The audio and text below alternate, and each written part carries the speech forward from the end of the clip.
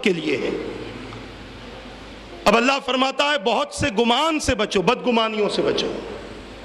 بدگمانی کیا ہے؟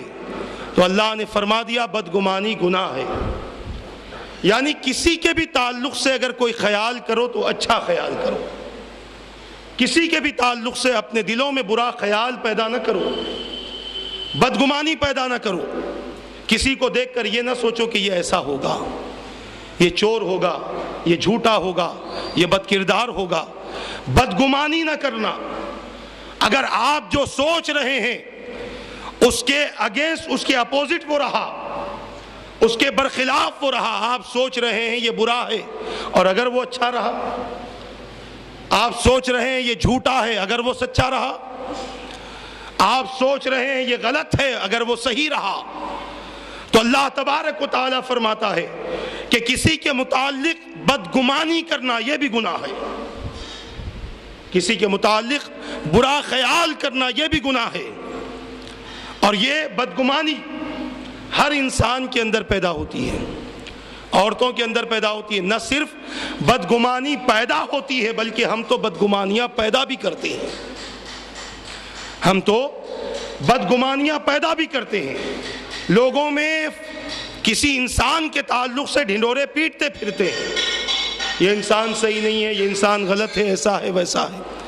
لہٰذا اللہ تبارک و تعالیٰ نے وضاحت کے ساتھ بیان کر دیا کہ اے میرے بندو، اے ایمان والو، یہ گناہ کا کام ہے، اس گناہ کے کام سے تم بچو۔ اور پھر اللہ فرماتا ہے وَلَا تَجَسَّسُوا۔ اس بات کو مرد حضرات بھی غور سے سنیں، عورتیں بھی غور سے سنیں۔ آج یہ چیز ہمارے اندر بہت عام ہو چکی ہے۔ ایک دوسرے کی جاسوسی نہ کرو، مخبری نہ کرو، عیب جوئی نہ کرو۔ آج یہ چیزیں بہت ہمارے اندر پھیل چکی ہیں۔ ایک محلہ ہے اور محلے میں کوئی گھر ایسا نہیں ہے جس گھر میں محلے کے تمام گھر کی خبر نہ ہو۔ میری بات غلط نہیں ہے، میں حقیقت کہہ رہا ہوں۔ شاید ہی کوئی ایسا گھر ہوگا کہ جس میں محلے کے کس گھر میں کیا ہوتا ہے، کون آتا ہے، کون جاتا ہے، کیا کھاتے ہیں، کیا پیتے ہیں، کہاں سوتے ہیں، کیسا رہتے ہیں، یہ سب خبریں دوسرے گھروں میں پہنچتی ہیں۔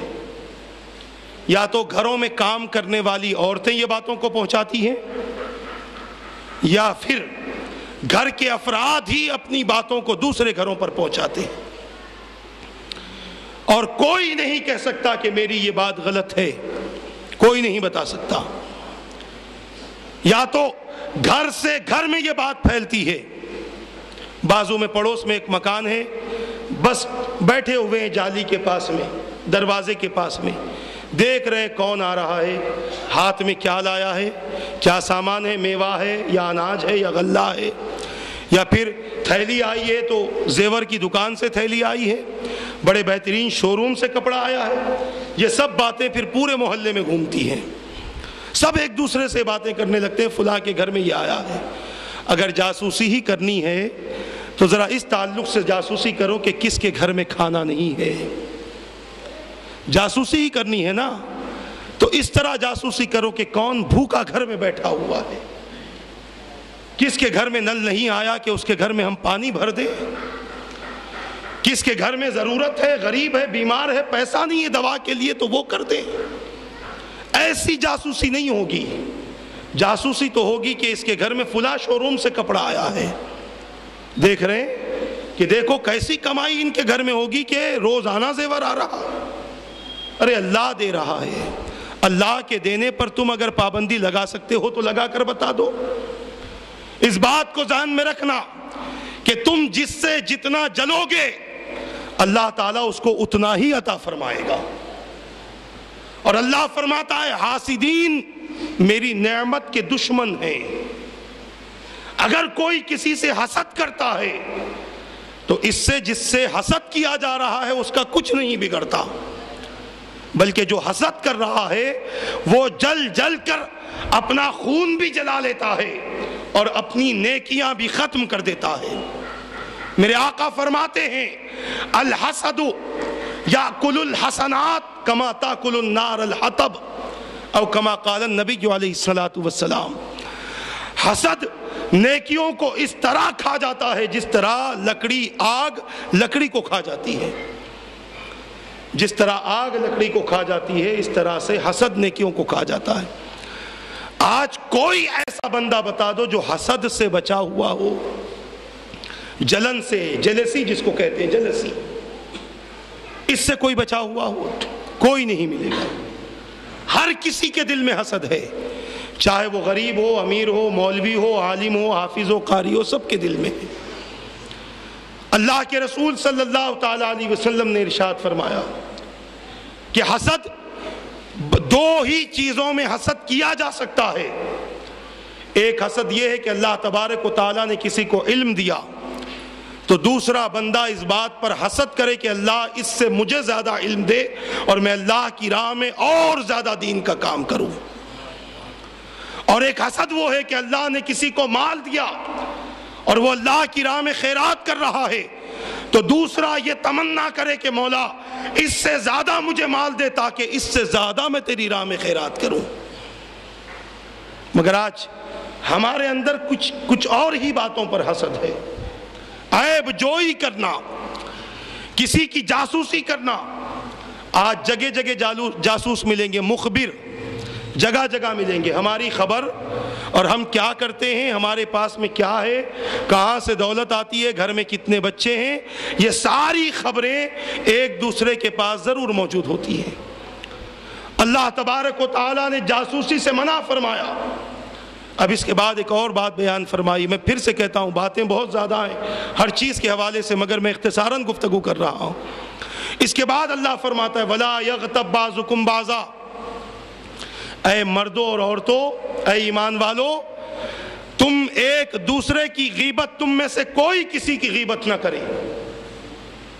غیبت کسے کہتے ہیں؟ پیٹھ پیچھے کسی کے بارے میں ایسی بات کرنا جو اس کے اندر موجود ہو. میری بات کو غور سے سنیے گا. پیٹھ پیچھے کسی کے بارے میں ایسی گفتگو کرنا جو اس کے اندر موجود ہو، اس کے پیچھے بیان کرنا، یہ غیبت ہے. اور اگر کسی کے بارے میں بیان کیا جا رہا ہے اور اگر وہ اس کے اندر موجود نہیں ہے تو یہ غیبت نہیں بلکہ یہ بہتان ہے، الزام ہے، اور اس کا گناہ بہت زیادہ ہے. اب یہاں پر غیبت کے متعلق چند باتیں عرض کر دوں. کوئی اگر چور ہے، آج سن لیا عرفان صاحب سے کہ غیبت نہیں کرنا. کوئی چور ہے، کسی کی دکان میں بیٹھا ہوا ہے، آپ کو معلوم ہے یہ چور ہے، آپ خاموش ہے کیونکہ عرفان صاحب نے کہہ دیا غیبت نہیں کرنا، اور وہ چوری کر کے سامنے والے کو نقصان دے کے جا رہا. کوئی محلے میں ایسی عورت ہے جس کا کام گھروں سے خبروں کو لینا، دوسروں تک پہنچانا. آپ کو پتا ہے کہ اس عورت کا یہ کام ہے. اب عرفان صاحب نے کہہ دیا غیبت نہیں کرنا تو اب نہیں کرنا ہے. تو اگر کسی کی ایسی برائی جس سے لوگوں کا نقصان ہو سکتا ہو، اس کی برائی کو ظاہر کرنا غیبت نہیں بلکہ ثواب ہے. کسی چور کے بارے میں بتا دینا یہ چور ہے تاکہ اس سے دوسرے محفوظ رہیں، ایسا بتانا غیبت نہیں بلکہ ثواب ہے. کوئی محلے میں برا آدمی ہے یا بری عورت ہے تو اس کی برائی سے کسی کو بچانے کا ارادہ کر کے اس کو بچانا یہ غیبت نہیں بلکہ ثواب ہے. اور اس کی برائی کو بیان کرنا غیبت نہیں ہوگا بلکہ یہ ثواب ہوگا. غیبت نہیں ہوگا، یہ ثواب ہوگا. اسی طریقے سے کوئی بدعقیدہ ہے، اللہ کے رسول کا گستاخ ہے، رسول پاک کی عظمت کا منکر ہے، صلاۃ و سلام، فاتحہ، درود کا منکر ہے، اولیاء کرام کی شان کا منکر ہے. کتنا بھی بڑا مولوی مفتی کیوں نہ ہو، اس کے بارے میں بھی لوگوں کو آگاہ کر دینا، اس سے بھی بچانا یہ غیبت نہیں ہے بلکہ یہ ثواب ہے. کسی کے اندر کوئی چیز نہ ہو، کوئی خامی نہ ہو، بیان کریں. اگر نہیں ہے، اگر ہے اور بیان کرتے ہیں تو غیبت ہے، اور اگر نہیں ہے بیان کرتے ہیں تو یہ بہتان ہے. تو اب غیبت کا رواج بھی ہمارے اندر بہت ہے. ایک دور تھا مکاشفۃ القلوب میں امام غزالی رضی اللہ تعالیٰ عنہ نے ارشاد فرمایا، ایک دور تھا کہ غیبت کی بو محسوس ہوتی تھی. یعنی کہیں پر کسی گھر میں غیبت ہو تو اس گھر کے پاس سے گزرے تو غیبت کی بو محسوس ہوتی تھی، بدبو آتی تھی اس گھر سے. مگر آج غیبت کی بو محسوس نہیں ہوتی، کیونکہ کوئی گھر تو دور کی بات ہے، کوئی فرد بچا ہوا نہیں غیبت سے. جیسے مثال دی جاتی ہے کہ ایک چمڑے کا کاروبار کرنے والا ہو، آپ یہاں سے کہیں جائیں، کہیں پر چمڑے کا کاروبار ہوتا رہے تو اس جگہ پر ہم کھڑے نہیں ہو سکتے. کیوں؟ اس کی عادت. اب یہی چمڑے کا کاروبار کرنے والا، اس کے گھر پر جائیں، اس کے گھر میں اس کی بیوی بھی ہے، اس کے بچے بھی ہے، اس کے نواسے پوترے بہویں سب ہے، مگر کسی کو بو نہیں آتی. کیوں؟ اس کی عادت پڑ چکی ہے، اس کی عادت انہیں پڑ چکی ہے. اور ہمیں چونکہ اس کی عادت نہیں ہے، اسی لیے بدبو ہمیں محسوس ہوتی ہے. تو اسی طریقے سے پہلے غیبت کی بو محسوس کی جاتی تھی کہ فلاں گھر میں غیبت ہوئی ہے، مگر آج کے دور میں غیبت کی بو محسوس اس لیے نہیں کی جاتی کہ گھر گھر تو دور کی بات ہے، ہر فرد غیبت کے گناہ میں گرفتار ہو چکا ہے. اگر اس کے عذاب کا پتہ چلے، اس کی حقیقت کا پتہ چلے، تو میں سمجھتا ہوں کہ ہم کوشش یہ کریں گے کہ ہم اور ہمارے گھر والے غیبت سے محفوظ ہو جائیں. اس کا گناہ کیا ہے؟ اس کے بارے میں اللہ تبارک و تعالیٰ نے وضاحت کی. شخص یہ بات پسند کرے گا کہ وہ اپنے مردار بھائی کا گوشت کھائے، یقیناً اس کو ناپسند کرو گے. گویا کسی کی غیبت کرنا اپنے مردار بھائی کا گوشت کھانے کے برابر ہے. ام المؤمنین سیدتنا عائشہ صدیقہ رضی اللہ تعالی عنہ حضور پاک صلی اللہ تعالی علیہ وسلم کے ساتھ میں بیٹھی ہوئی تھی. اچانک ایک عورت آئی. عورت نے آ کر حضور سے کچھ سوال کیا، حضور پاک صلی اللہ علیہ وسلم نے اس کا جواب دے دیا. وہ عورت چلی گئی. اتفاق سے جو عورت آئی تھی وہ چھوٹے سے قد کی تھی، پست قد تھی، گڈی جسے ہم کہتے ہیں. ام المؤمنین نے حضور پاک صلی اللہ علیہ وسلم سے عرض کیا، یا رسول اللہ صلی اللہ علیہ وسلم، یہ جو عورت ہمارے پاس آئی تھی یہ کتنے چھوٹے قد کی تھی؟ تو میرے آقا نے فرمایا، عائشہ تم نے اس کے پیٹھ پیچھے یہ بات کر کے اس کی غیبت کی ہے. حالانکہ کوئی عیب بیان نہ کیا تھا، بلکہ جو حقیقت تھا وہی بیان کیا تھا. گویا رسول پاک صلی اللہ تعالی علیہ وسلم یہ بیان کرنا چاہتے، یہ تعلیم دینا چاہتے کہ تم اگر کسی کے پیچھے اس کا عیب نہیں بلکہ اس کی حقیقت بھی بیان کرو گے تو یہ غیبت ہوگی. مگر آج اس چیز سے ہماری کوئی مجلس خالی نہیں ہے، ہماری کوئی محفل خالی نہیں ہے، بلکہ ہم مجلسیں تو اسی لیے جماتے ہیں کہ غیبت کی باتیں ہوں. ہم محفلیں اسی لیے جماتے ہیں کہ اس میں غیبت ہو. کوئی دوستوں کی غیبت کر رہا ہے، کوئی گھر والوں کی غیبت کر رہا ہے، کوئی شاگرد ہے اپنے استاذ کی غیبت کر رہا ہے، کوئی مرید ہے اپنے پیر کی غیبت کر رہا ہے، کوئی اسٹوڈنٹ ہے اپنے ماسٹر اپنے ٹیچر کی غیبت کر رہا ہے، کوئی دوست ہے جو اپنے دوست کی غیبت کر رہا ہے، بچے اپنے والدین کی غیبت کر رہے ہیں، والدین اپنے بچوں کی غیبت کر رہے ہیں، ساس اپنے بہو کی غیبت کرتی ہے، بہو اپنے ساس کی غیبت کرتی ہے، ننند اپنے بھاوج کی غیبت کرتی ہے اور بھاوج اپنے ننند کی غیبت کرتی ہے. یہ غیبت کا ماحول ہم نے بنا لیا ہے. مگر اللہ تبارک و تعالیٰ فرماتا ہے کہ غیبت کرنا اپنے مردار بھائی کے گوشت کے کھانے کے برابر ہے. حضور پاک صلی اللہ علیہ وسلم اپنے صحابہ کے ساتھ میں ایک راستے سے گزر رہے تھے.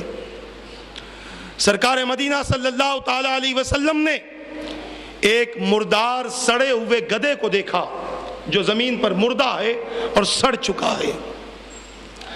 میرے آقا نے اس گدھے کی طرف اشارہ کر کے ارشاد فرمایا، ہے کوئی ایسا جو اس مردار گدھے کا گوشت کھائے؟ پہلے تو اس کی بدبو اتنی بھیانک، اور پھر حضور اوپر سے یہ فرمائے کہ ہے کوئی ایسا جو مردار گدھے کا گوشت کھائے؟ صحابہ نے عرض کیا، یا رسول اللہ صلی اللہ علیہ وسلم یہ کیسے ممکن ہے؟ کس طریقے سے کوئی مردار گدھے کا گوشت کھا سکتا ہے؟ تو میرے آقا نے فرمایا، اے میرے صحابیوں، کسی کی غیبت کرنا اس مردار گدھے کے گوشت کھانے سے زیادہ برا ہے. کسی کی غیبت کرنا اس مردار گدھے کے گوشت کھانے سے زیادہ برا ہے. عزیزان ملت اسلامیہ، آج ہم بڑی دلیری کے ساتھ میں لوگوں کی غیبت کرتے ہیں، مگر یاد رکھو کہ کسی کی غیبت کرنے سے جس کی غیبت کی جا رہی ہے اس کا کوئی نقصان نہیں، بلکہ جو غیبت کر رہا ہے وہ اپنی نیکیوں کو اس بندے کو دے رہا ہے جس کی وہ غیبت کرتا ہے۔ شمع رسالت کے پروانوں، آج ان برائیوں سے بچنا، میری ماں اور بہنوں سے بھی گزارش کرتا ہوں کہ ان برائیوں سے بچنا بے حد ضروری ہے۔ اگر ہم نے ان برائیوں سے اپنے آپ کو محفوظ نہ رکھا تو یاد رکھنا بہت بڑی تباہی ہمارے قریب ہے، بہت بڑی بربادی ہمارے قریب ہے۔ لہٰذا اللہ تبارک و تعالیٰ کے اس قانون پر ہمیں عمل کرنے کی ضرورت ہے۔ اب اس کے بعد آخری بات، چونکہ ہمارے نعت خواں جناب عارف صاحب مبلغ سنی دعوت اسلامی تشریف لا چکے ہیں، ان سے ہم نعتیں سنیں گے، اور پھر اور بھی دیگر حضرات بھی آنے والے، ان سے بھی ہم نعتیں سنیں گے انشاءاللہ۔ آخری بات بتا دوں، اب اس کے بعد اللہ تبارک و تعالیٰ پھر عمل کی دعوت دیتا ہے، اس کے بعد پھر سے عمل کی دعوت ہے۔ یا ایھا الناس انا خلقناکم من ذکر و انثی وجعلناکم شعوبا وقبائل لتعارفوا ان اکرمکم عند اللہ اتقاکم ان اللہ علیم خبیر۔ اللہ تبارک و تعالیٰ فرماتا ہے، اے لوگو، بے شک ہم نے تمہیں ایک مرد اور ایک عورت ہی سے پیدا کیا ہے، چاہے وہ ایک مرد اور ایک عورت تمہارے ماں باپ ہوں، یا اس ایک مرد اور ایک عورت سے حضرت سیدنا آدم و حوا علی نبینا وعلیہم الصلاۃ والتسلیم مراد لیے جائیں۔ چاہے مراد وہ ہوں، چاہے مراد ہمارے ماں باپ ہوں، ایک مرد ایک عورت سے تمہارا وجود، اور تم عدم سے وجود میں آئے ہو، تمہاری کوئی حیثیت نہ تھی، تمہارا کوئی وجود نہ تھا، مگر ایک مرد اور ایک عورت کی ملاقات اور ان کی صحبت کی وجہ سے تمہارا وجود ہوا ہے، اور تمہیں ہم نے مختلف حصوں میں اور قبیلوں میں بانٹ دیا۔ کیوں؟ لتعارفوا، اللہ فرماتا ہے تاکہ تم ایک دوسرے کو پہچانو، تمہاری پہچان میں آسان ہو۔ لتفاخروا نہیں فرمایا کہ اس لیے ہم نے خاندان قبیلوں میں تمہیں بانٹا ہے کہ تم ایک دوسرے پر فخر کرو، نہیں، بلکہ اس لیے ہم نے تمہیں خاندان اور قبیلوں میں بانٹا ہے تاکہ خاندانوں اور قبیلوں کی وجہ سے تم ایک دوسرے کو پہچان سکو۔ مگر آج یہ خاندان کے ہیں، ہمارا فلاں خاندان ہے، ہمارے باپ دادا وہ تھے، باپ دادا تھے، تم کیا ہو وہ دیکھو، انہیں نہ دیکھو وہ کیا تھے، تم اپنے اعمال دیکھو، تم اپنا کردار دیکھو، تم اپنی حیثیت دیکھو، تم اپنا مقام و منصب دیکھو کہ تمہاری حیثیت کیا ہے۔ اگر تم نیک ہو، آگے رب فرماتا ہے کہ تمہارے ایک دوسرے کی پہچان کی خاطر ہم نے تمہیں خاندان اور قبیلوں میں تقسیم کیا ہے، اور اللہ کے نزدیک خاندان اور قبیلوں کی وجہ سے بزرگی نہیں ملتی، خاندان اور قبیلوں کی وجہ سے تمہیں بڑائی اور عظمت نہیں ملتی، بلکہ اللہ فرماتا ان اکرمکم عند اللہ اتقاکم، کہ بے شک تم میں اللہ کے نزدیک معزز و مکرم وہی ہے جو تم میں سب سے زیادہ متقی ہے۔ تمہارے دل میں جس قدر تقوی ہے تم اللہ کے اتنے ہی قریب ہو۔ دولت کی وجہ سے کوئی اللہ سے قریب نہیں ہوتا۔ میرے آقا فرماتے ان اللہ لا ينظر الى صورکم واموالکم ولکن ينظر الى قلوبکم واعمالکم، کہ بے شک اللہ تمہارے چہروں کو اور تمہاری دولت کو نہیں دیکھتا، یقیناً اللہ تمہارے اعمال کو اور تمہارے دلوں کو دیکھتا ہے۔ تمہارے چہرے، تمہارے حسین چہرے اور تمہاری دولت یہ اللہ کے نزدیک اعزاز و اکرام کا سبب نہیں بن سکتی، فضیلت کا سبب نہیں بن سکتی، بلکہ اللہ کے نزدیک معزز و مکرم ہونا ہے۔ تو دولت کو پسے پش ڈال دو، اپنے حسن پر اترانا چھوڑ دو، تمہارے دل میں جتنا تقوی ہوگا اللہ کے نزدیک تم اتنا ہی مقرب ہوگے، اللہ کے نزدیک تم اتنے ہی اہمیت والی شخصیت ہوگے، تمہارا مقام اللہ کی بارگاہ میں اس قدر بلند ہوگا۔ مگر آج ہم حسب نسب کو دیکھتے ہیں کہ میرا حسب یہ ہے، میرا نسب یہ ہے، میرا خاندان یہ ہے۔ خاندان کام آنے کے نہیں ہے، مگر ہاں حضور پاک صلی اللہ علیہ وسلم نے ارشاد فرمایا کہ ہر خاندان سے، ہر خاندان والے کا رشتہ منقطع ہو جائے گا، تمام رشتے ایک دوسرے سے منقطع ہو جائیں گے، مگر مصطفیٰ سے زمین پر جس کا رشتہ ہے قیامت کے دن وہ رشتہ باقی رہے گا۔ مصطفیٰ سے رشتہ ان کے خاندان کا ٹوٹنے والا نہیں ہے۔ جتنے اولاد رسول اور آل رسول ہیں، کل بروز قیامت مصطفیٰ سے ان کا رشتہ باقی رہے گا۔